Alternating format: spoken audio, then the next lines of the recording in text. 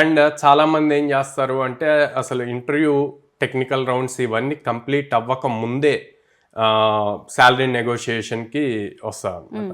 So అవన్నీ కూడా HR tactics.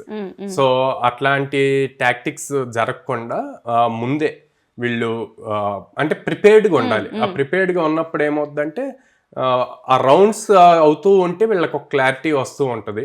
And ఎప్పుడైతే మీ స్కిల్ ఫస్ట్ ప్రూవ్ చేసుకుంటారో అప్పుడు బాల్ మీ కోర్ట్లో ఉంటుంది. సో మీరు అడగటానికి ఉంటుంది, హెచ్ఆర్ అడుగుతా వాట్ యు ఆర్ ఎక్స్పెక్టింగ్ అని చెప్పి. సో అలా అడిగినప్పుడు మీరు డైరెక్ట్గా ఇంత అని చెప్పొద్దు.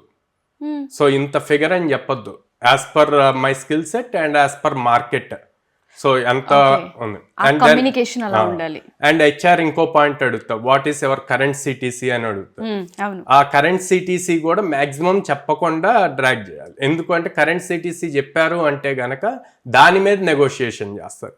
కరెంట్ సిటీసీ మీద నెగోషియేషన్ జరగకుండా మార్కెట్ బేస్ చేసుకొని మీకున్న స్కిల్ సెట్ ని హైలైట్ చేస్తే గనక మీకు బెస్ట్ ప్యాకేజ్ వస్తుంది.